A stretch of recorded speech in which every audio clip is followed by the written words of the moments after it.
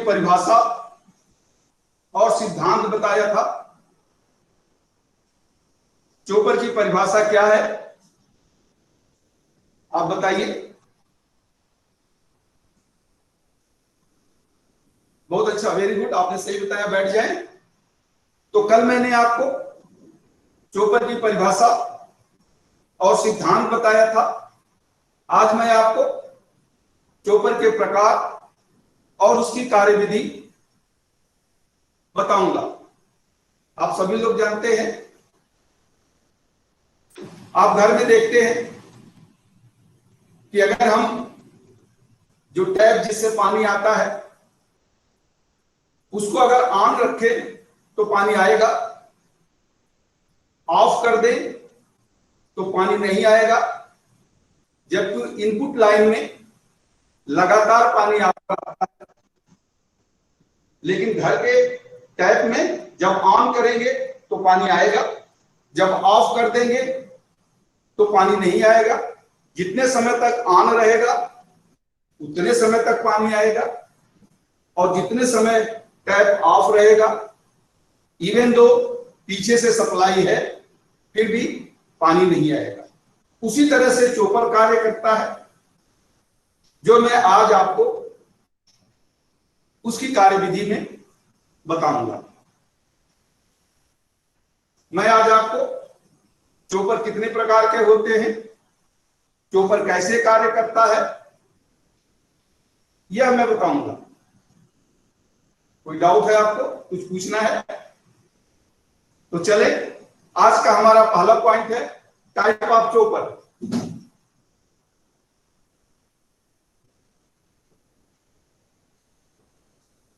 Chopper दो प्रकार के होते हैं, एक्टिव चोपर और पासिव चोपर। पुनः मैं बता दूं, चले। चोपर दो प्रकार के होते हैं, एसी चोपर और डीसी चोपर। चोपर कितने प्रकार के होते हैं आप बताएं। अब मैं बीच में कुछ नहीं बोलूंगा, सीधा लास्ट तक जाऊंगा। अब आप खुद देखते रहे कि कब प्रेजेंटेशन खत्म हो रहा है, कब समरी आ रहा है, कब एप्लीकेशन, वो आप खुद देखते रहे। आप बताएं, बैठ जाइए। नहीं, आपने गलत बताया, एक बार फिर सुनिए, मैं बता रहा हूं। चोपर दो प्रकार का होता है, एसी चोपर और डीसी चोपर। अब मैं यही जो आपको बताया इस पावर पॉइंट के माध्यम से बता रहा हूं, आप देखें। पावर पॉइंट ऑन कर दिया आपने, पॉइंटर वहां कर दिया जहां लिखा है एसी और डीसी। देखिए, चोपर दो प्रकार का होता है, एसी चोपर और डीसी चोपर। चोपर कितने प्रकार के होते हैं आप बताइए। बहुत अच्छा, वेरी गुड, सही बताया आपने। बैठ जाइए। किसी को डाउट है, कुछ पूछना चाहेंगे तो आज का हमारा पहला पॉइंट खत्म हुआ। आज हमारा दूसरा पॉइंट है वर्किंग ऑफ चोपर।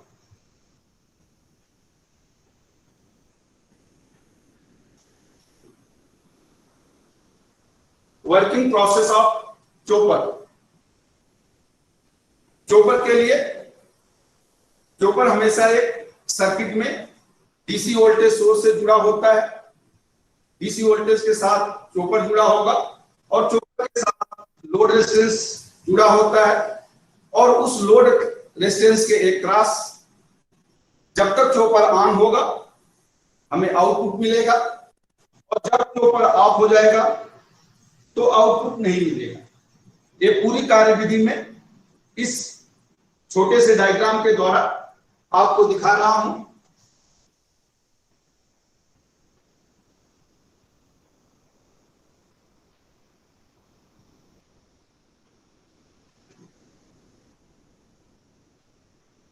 ये चोपर है, ये बैटरी है, ये लोड रेजिस्टेंस है, और जब आप बैटरी ऑन कर देंगे, जब बैटरी ऑन कर देंगे तो चोपर का कार्यविधि ऐसी है, वो ऑटोमेटिक जो उसकी सेटिंग होती है उतने समय के लिए वो ऑन होगा और फिर ऑफ हो जाएगा। तो जब चोपर ऑफ होगा तो हमें आउटपुट मिलेगा, और जब चोपर ऑन होगा तो आउटपुट मिलेगा। और जितने समय के लिए ऑफ होगा आउटपुट नहीं मिलेगा, पुनः ऑन होगा तो आउटपुट मिलेगा, पुनः ऑफ हो जाएगा तो आउटपुट नहीं मिलेगा। तो ये चॉपर की यह चॉपर की कार्यविधि है, यानी चॉपर के माध्यम से हम एक डीसी वोल्टेज सोर्स को वेरिएबल वोल्टेज सोर्स में बदल सकते हैं। चॉपर की कार्यविधि क्या है आप बताइए?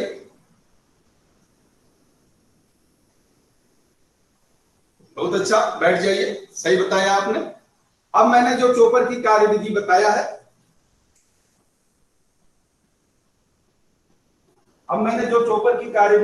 है, वह चॉपर की कार्यविधि इस पावर पॉइंट प्रेजेंटेशन के माध्यम से एक बार पुनः बता रहा हूं, आप ध्यान से देखें। ये है वही जो आपने डायग्राम बनाया था, वही पावर पॉइंट से होगा। पॉइंटर ले ले, वहां रखें, पॉइंटर वहां होगा, आप विद्यार्थी की तरफ देखेंगे तो ये एक डीसी बैटरी है, ये चॉपर है, ये लोड रेजिस्टेंस है। डीसी बैटरी को जब आप ऑन करते हैं तो चॉपर के सेटिंग के अनुसार लोड रेजिस्टेंस के क्रॉस हमें आउटपुट वोल्टेज मिलता है। यह वोल्टेज तभी तक मिलता है जब तक चॉपर ऑन है। जैसे ही चॉपर ऑफ हो जाता है यह वोल्टेज बंद हो जाता है। जैसा कि आप यहां देखें, ये वेव फॉर्म है। इस वेव फॉर्म में यह दर्शाया गया है कि जब तक चॉपर ऑन है आउटपुट मिलेगा, चॉपर ऑफ है आउटपुट नहीं मिलेगा। अर्थात चॉपर के माध्यम से एक डीसी वोल्टेज को वेरिएबल वोल्टेज सोर्स में बदल दिया जाता है। यह चॉपर की कार्यविधि है। चॉपर की कार्यविधि क्या है अब आप बताइए?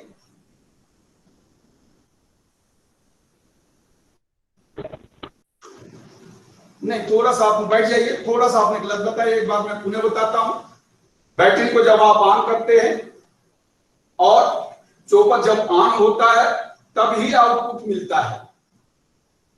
जब चॉपर ऑफ होगा तो उस समय आपको आउटपुट नहीं मिलेगा और यह प्रक्रिया चलती रहती है, क्योंकि चॉपर सेटिंग के अनुसार रेगुलर इंटरवल पे ऑन और ऑफ होता रहेगा। चॉपर रेगुलर इंटरवल पे ऑन और ऑफ होता रहता है। ठीक है, अब आपको कोई डाउट है?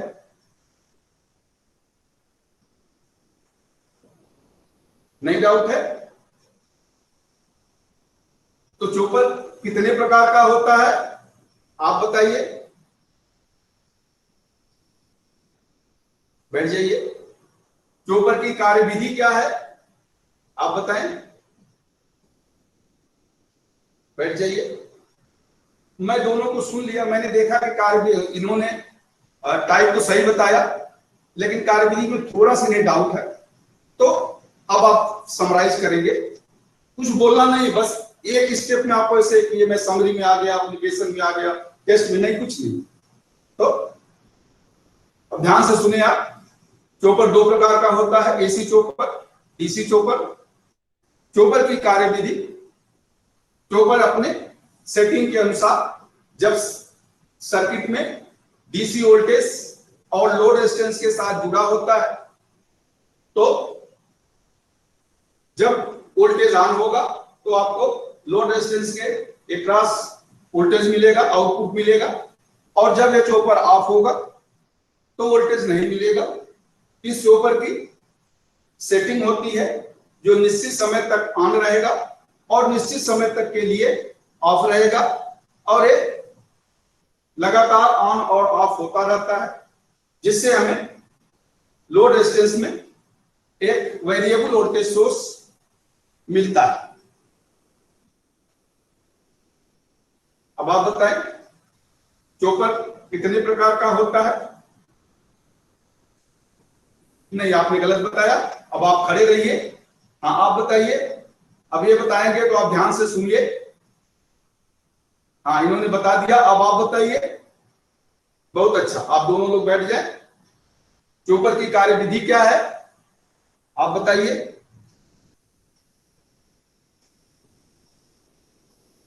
बहुत सही, आपने बिल्कुल सही बताया। अब आप बैठ गए।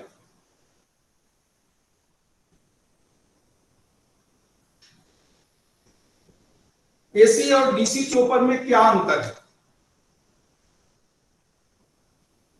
आप बताइए।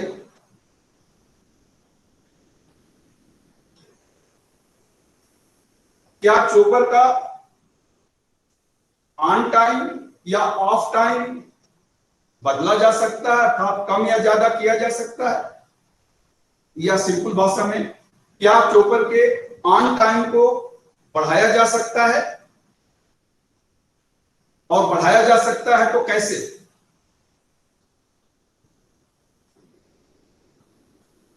चॉपर का डीसी इनपुट बैटरी के द्वारा दिया जाता है, और जो आउटपुट मिलता है उसे हम क्या कहते हैं? अभी आपने बताया है कि वेरिएबल आउटपुट कहते हैं उसे, तो उसे हम क्या कहते हैं, आप बताइए।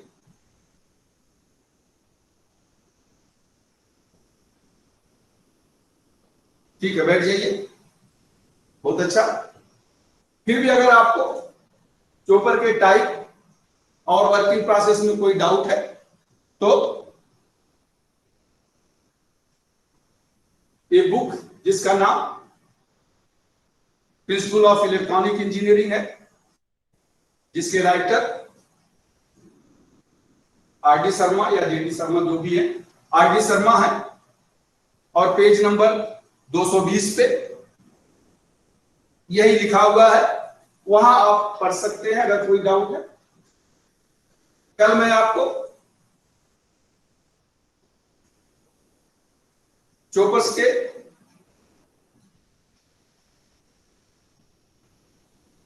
यूजेस, चॉपर्स का एप्लीकेशन किन किन सर्किट में होता है यह बताऊंगा।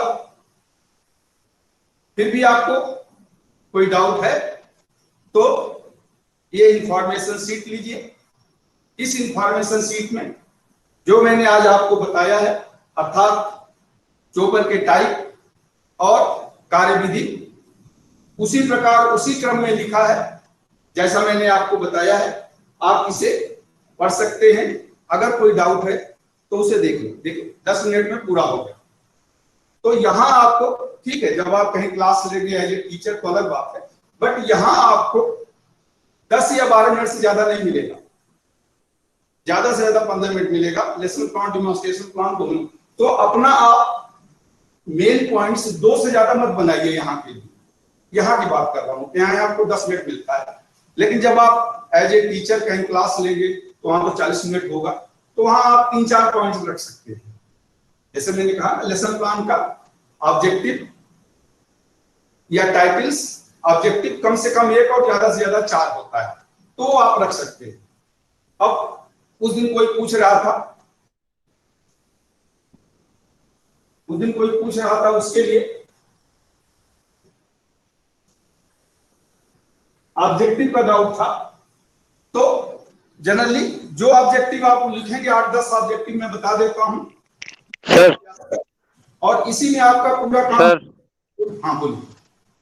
सर जो टेस्ट में हम क्वेश्चन पूछते हैं तार्किक वाले, हाँ वो अगर वो लोग नहीं बता पाए तो हमें बताना पड़ेगा लास्ट में। हाँ, अगर वो नहीं बता पाए तो अगर आपके पास समय है तब, क्योंकि टेस्ट तक आते आते आपके पास समय नहीं बचता है, जनरली वहां बताना नहीं होता है, क्योंकि टेस्ट में आप ये जानना चाहते हैं कि हमारे बच्चों का ग्रेडिंग क्या है, कौन कम एवरेज है, कौन मीडियम है, और कौन अच्छा नॉलेज रखता है। आप अपने बच्चों का ज्ञान परखना चाहते हैं। अगर आपके पास टाइम है तो बता दें, कोई बात नहीं तो वो तो आप पीछे पढ़ाए ही हैं। ऐसा नहीं कि आप ऐसा नहीं पूछेंगे कि जो आप पढ़ाए नहीं हो, क्योंकि आपने पीछे बताया है या आज ही बताया, लेकिन उसको थोड़ा आप ट्विस्ट करके पूछिए। अगर आपके पास समय है और कोई विद्यार्थी कह देता है कि सर इसका उत्तर सही क्या होगा, हमने गलत बताया, तो आपको बताना है। लेकिन as per lesson plan test में कुछ बताना नहीं होता है। Test is only for the grading of the trainings, कि हमारा कौन सा ट्रेनिंग्स लोअर, मीडियम और हायर कैटेगरी यानी नॉलेज के अनुसार है। और इसका रिकॉर्ड आप रखते हैं और उसकी ग्रेडिंग बनाते हैं उसी तरह से। ठीक है, तो जैसा मैंने कहा एक्टिव वर्ब, तो एक्टिव वर्ब में आप यहाँ क्या एक्टिव वर्ब यूज कर सकते हैं, इसके लिए लेसन प्लान के एक्टिव वर्ब में तो कोई पूछ रहा था, तो जैसे डिफाइन, 8 या 10 एक्टिव वर्ब्स हैं, define, describe, name, tell, explain, give example,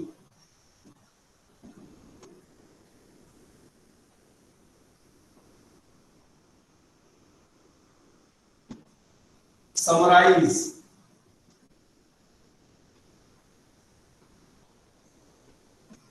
display, use, apply, dismantle,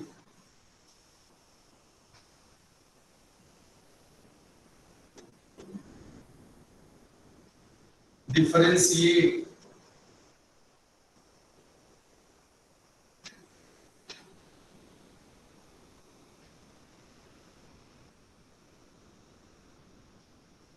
discriminate,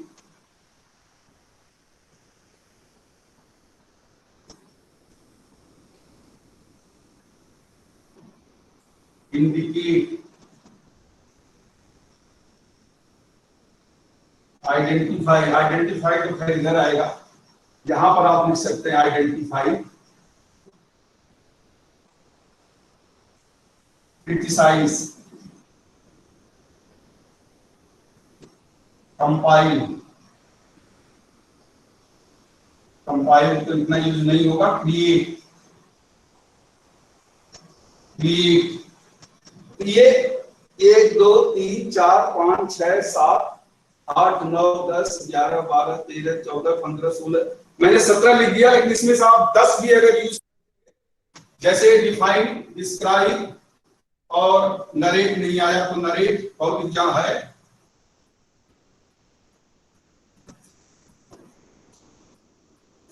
name, tell, narrate, display, और यहां से डिस्प्ले, समराइज जनरली बहुत कम यूज होता है, जैसे डिफरेंशिएट, आइडेंटिफाई भी आप कर सकते हैं, 1 2 3 4 5 6 7 8, इंडिकेट और एक क्रिएट, ये 10 आप याद कर लें लेसन प्लान में आपका, इससे ज्यादा यहाँ पे मतलब यहाँ के लिए, हाँ ठीक है, जब आप एज ए ट्रेनर कहीं हो जाएंगे, कहीं टीचर हो जाएंगे, तो वहां आप स्किल जो 6 मैंने पॉइंट्स बताए हैं उसके अनुसार फिर आप पढ़ाएंगे या उसके अनुसार आप चलेंगे, वो अलग बात है कि जब ITI में आप टीचर बन जाते हैं तो 1 साल 2 साल इंटरेस्ट होता है, फिर उसके बाद तो फिर नेतागिरी और राजनीति शुरू हो जाती है, क्या क्या होता है, खैर चलिए वो सब डिस्कस मैं नहीं करूंगा। यहाँ हम जो आइडियल कंडीशन है वो बताएंगे, एक्चुअल क्या होता है आप भी जानते हैं, मैं भी जानता हूं, बट एज ए टीचर हमें जानना चाहिए, we are suppose to know. तो वहां जो मैंने बताया है आपको, knowledge, comprehension, application, analysis, synthesis, evaluation, ये जो स्किल के 6 ग्रेड है सरल से कठिन की ओर चलने का, उसको आप फॉलो करेंगे, ठीक है। कोई स्क्रीनशॉट इसका ले ले, स्क्रीनशॉट लेके ग्रुप में डाल दे, या उमंग है, उमंग इसको उसमें लिख देंगे जब उमंग को बनाते हैं, उमंग तो काफी मेहनत कर रहे हैं इसको बना के, फिर यूट्यूब में भी डाल देते हैं। अब ये कला मुझे नहीं आती है, मैं भले आप लोगों को बता दे रहा हूँ, बट यूट्यूब में डालना और बनाना ये सब खैर नए जनरेशन में आप लोगों को काफी नॉलेज है, तो उमंग उसको साइड में लिख भी देते हैं, मैंने देखा था यूट्यूब में काफी मेहनत करते हैं वो, तो वो आपको बना के दे देंगे, कोई बात नहीं। तो ये एक्टिवर्स मैंने पहले भी लिखाया था, बुक में भी आपको मिल जाएगा, ये जरूरी है। अब यहाँ देखें, ये तो मैंने आपको क्लास में बता दिया, लेकिन लेसन प्लान में जब आप लिखेंगे तब वो आपके लिए वहां का जो ऑब्जेक्टिव होता है वो आपको गाइड करता है। जैसे यही चोपर था, मैं 5 मिनट लूंगा, किसी को डाउट भी हो सकता है कि लेसन प्लान में कैसे लिखेंगे, हाँ।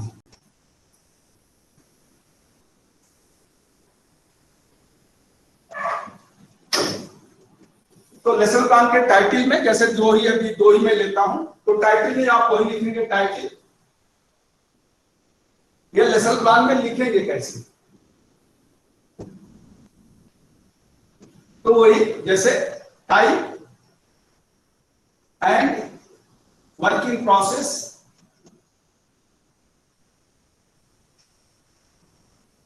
Working process of chopper. ये तो आप टाइटल में लिखेंगे, यानी लेसन प्लान जब आप बनाएंगे तब की बात कर रहा हूं। उसके बाद ऑब्जेक्टिव, ऑब्जेक्टिव में लिखा होता है at the completion of this lesson the table.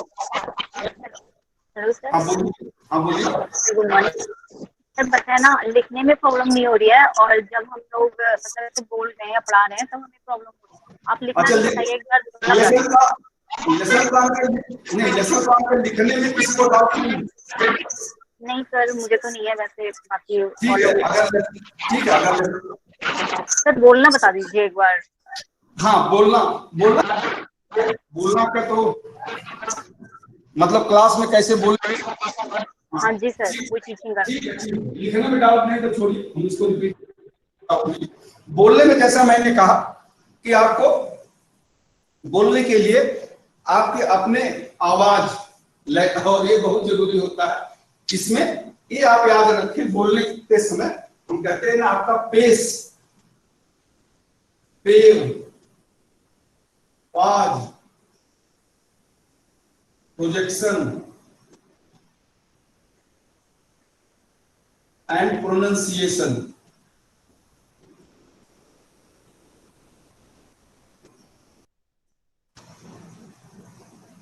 ये 6 चीजें, इसे हम कहते हैं 6P of presentation. 6P of presentation.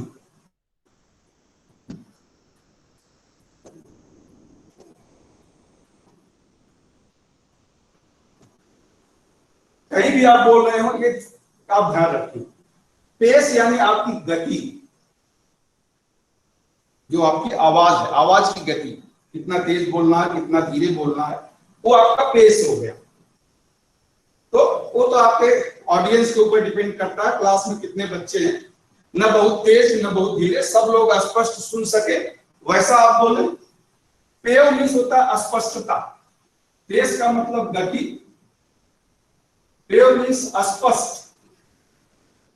जो भी आप शब्द बोले वो स्पष्ट बोले, ठीक है। आपका रीजनल असेंट्स होते हैं, आप हरियाणा से हैं तो बोलने का तरीका अलग होगा, अगर आप हिमाचल से हैं तो थोड़ा डिफर होगा, यूपी या बिहार से हैं तो जो रीजनल असेंट्स होते हैं वो तो होता ही है सबके। जैसे मैं ही बोल रहा हूं तो मेरे असेंट्स तो आएंगे, लेकिन फिर भी हम कोशिश करें कि जो भी शब्द इंग्लिश या हिंदी में बोले वो स्पष्ट बोले, स्पष्ट बोले, बिल्कुल जो आप बोलना चाह रहे हो स्पष्ट बोले, यानी जो आप बोले, जो समझ के आप बोल रहे हैं, विद्यार्थी जब सुने तो उसका भी अर्थ वो ही निकाले। तीसरा होता है पॉज, ठहराव, रुकना, ठहराव या रुकना। प्रोजेक्शन यानी जब भी आप बोले तो रुक रुक के बोले, जैसे आईपी सिंह का था वो फास्ट बोल रहे थे, या आपका भी, गुंजन का भी। तो ये आपको प्रैक्टिस करना पड़ेगा, इट कम्स बाय प्रैक्टिस। कि मैं आज आपको, एक सेकंड रुके यहाँ, ये नहीं कि मैं आज आपको चोपर की परिभाषा और कार्यविधि बताऊंगा, नहीं, ये गलत है। मैं आज आपको चोपर की परिभाषा, एक सेकंड रुके, और जैसे दो ही है, और कार्यविधि, कार्यविधि को थोड़ा तेज बोले, प्रोजेक्शन से कहते हैं, और कार्यविधि बताऊंगा। अगर 3 है, जैसा गुंजन ने बताया था कि मैं आज आपको कार्य, शक्ति और ऊर्जा की परिभाषा तथा यूनिट बताऊंगी। तो ये आपका है प्रोजेक्शन, मतलब तेजी। प्रोजेक्शन का मतलब जैसे ट्रांजिएंट वेव्स आपने देखा होगा इलेक्ट्रॉनिक्स में, इलेक्ट्रिकल में ट्रांजिएंट वेव क्या होती है, अचानक तेजी ऊपर जाएगी और नीचे आ जाएगी, 1 सेकंड के लिए स्पाइक जिसे आप बोलते हैं, 1 सेकंड के लिए स्पाइक। तो ये स्पाइक आपका लास्ट में होता है, जहां आप कीवर्ड्स एम्फेसिस, जहां आप किसी मुख्य शब्दों पर कुछ जोर देना चाहते हैं वहां थोड़ा तेज बोलिए, ठीक है। और प्रोनाउंसिएशन यानी उच्चारण, जो शब्दों का उच्चारण है वो सही हो, शब्दों का उच्चारण आपका सही हो, ये आपको ध्यान रखना होगा।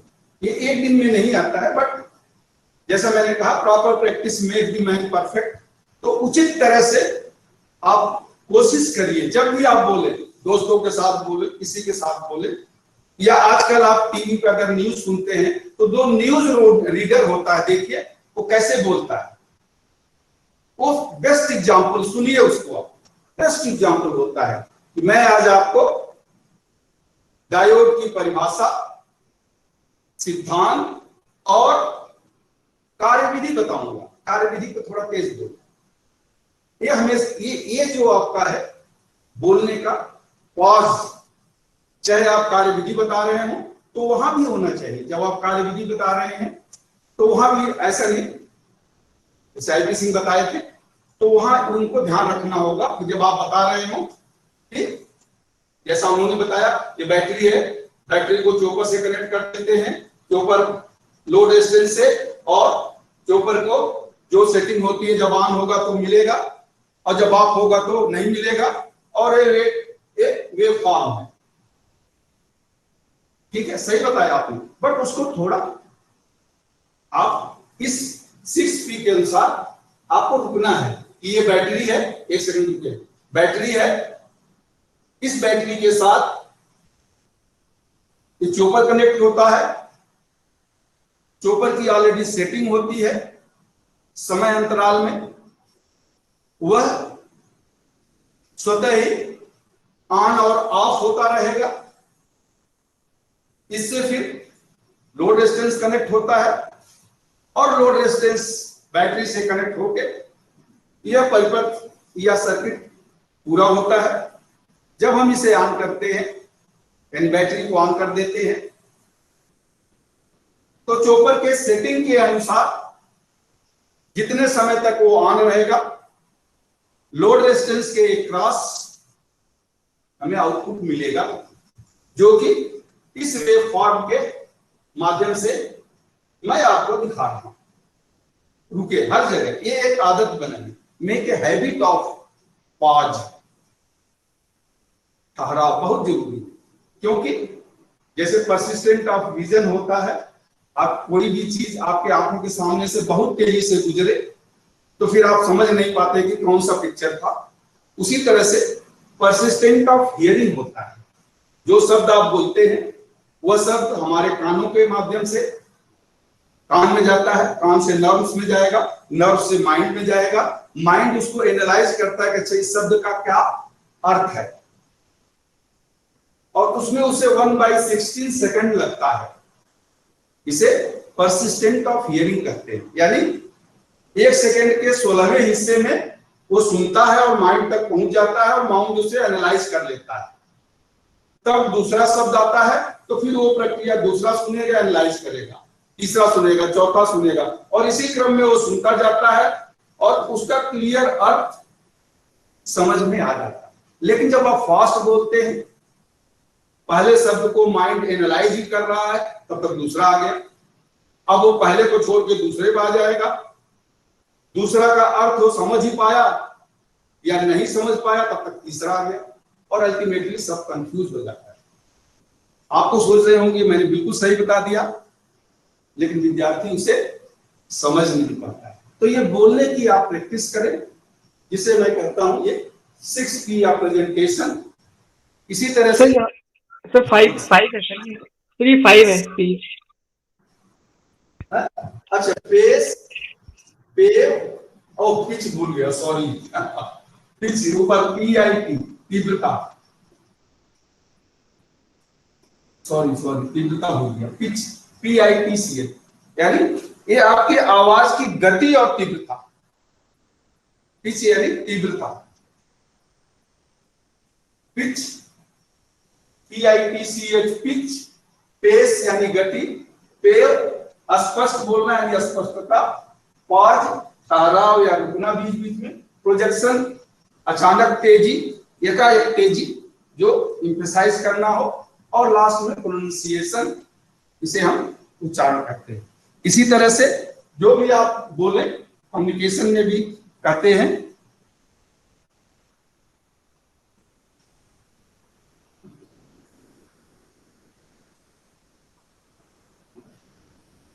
या टीचिंग के लिए भी कम्युनिकेशन, तो इफेक्टिव कम्युनिकेशन आपका होना चाहिए, यानी संप्रेषण सही हो, तो जो भी आप बोले वो आपका कंप्लीट हो, यानी आप पूरा बोले, सेंटेंस कंप्लीट हो, करेक्ट हो, सही हो, उचित हो, कंक्रीट हो, क्लियर हो, कंसाइज हो,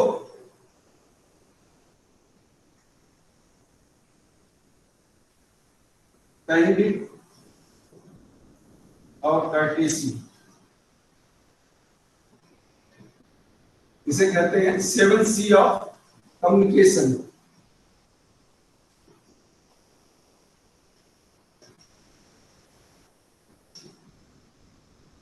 कंप्लीट यानी पूरा, संपूर्ण, करेक्ट उचित,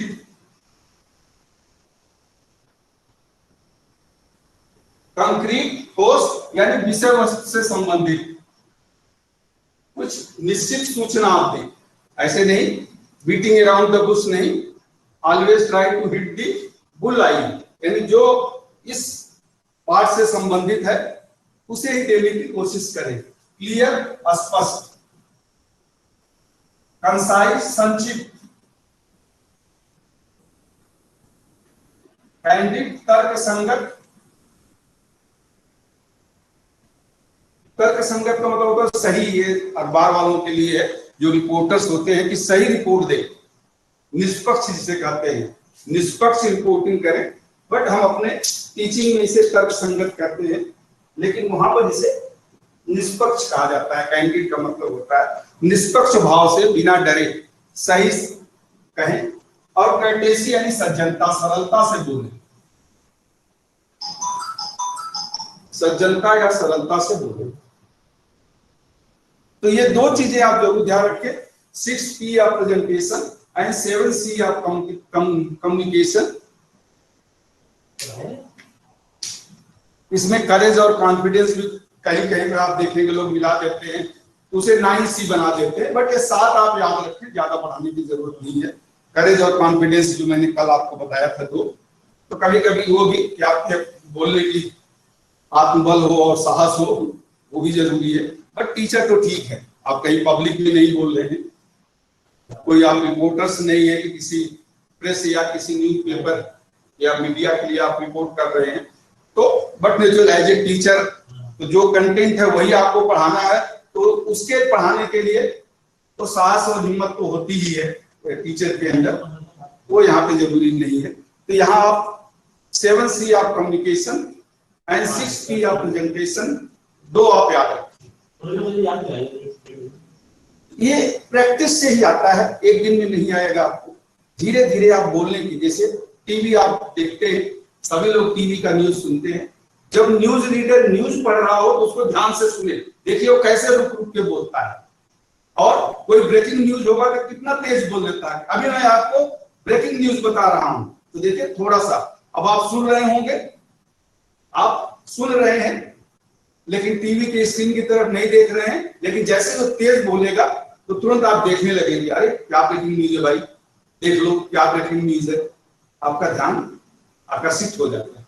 वैसे ही क्लास में भी आपको जो की पॉइंट्स होते हैं उसे एम्फसाइज करना होता है, जो मुख्य आप चाहते हैं कि विद्यार्थी का ध्यान आकर्षित हो, थोड़ा उसे तेज बोले, ऐसा नहीं कि बहुत तेज बोले, थोड़ा सा तेज, जो आपकी गति है और जो पिच है उस पिच को थोड़ा, गति तो सेम रहेगी बट पिच को थोड़ा बढ़ा दे, पिच को थोड़ा बढ़ा दे, तो वो ये 2 चीजें आप जरूर ध्यान रखें। 6P of presentation and 7C of communication, ये बहुत जरूरी है एज ए टीचर। कहते हैं ना, a teacher must be A orator. एक शिक्षक को एक अच्छा वक्ता होना चाहिए, उसको कम्युनिकेशन स्किल, प्रेजेंटेशन स्किल तो होना ही होना है।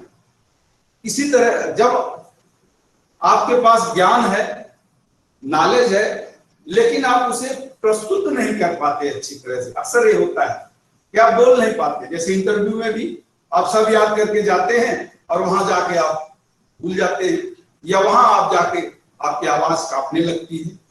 1-2 बार होगा, तो शुरू में आप क्लास में भी आएंगे, तो जितना भी समय मिले आप अपने घर में भी आप मिरर के सामने प्रैक्टिस करें, या अपनी आवाज को रिकॉर्ड करके खुद सुने, तो आपको लगेगा कि मेरी गलतियां कहाँ हैं, कमियां कहाँ हैं।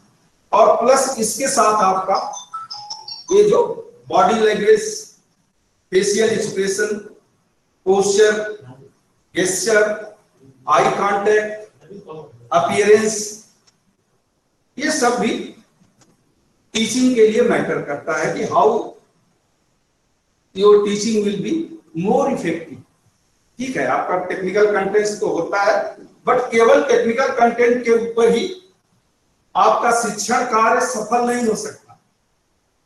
तो टेक्निकल कंटेंट के साथ साथ, यानी टीचिंग मटेरियल के साथ साथ आपको टीचिंग मेथड और आपका अपना व्यक्तित्व भी उसके साथ जोड़ना पड़ता है। कल मैंने आपको बताया था ना, every work is the autograph of your personality. जो भी आप कार्य करते हैं वह आपके व्यक्तित्व को दर्शाता है। इसलिए autograph your action with excellency, जो भी आप कार्य करें उत्कृष्ट समापन के साथ करें, उत्कृष्टता के साथ करें, अच्छी तरह करने की कोशिश करें। चले, और कोई डाउट कुछ पूछना चाहेंगे?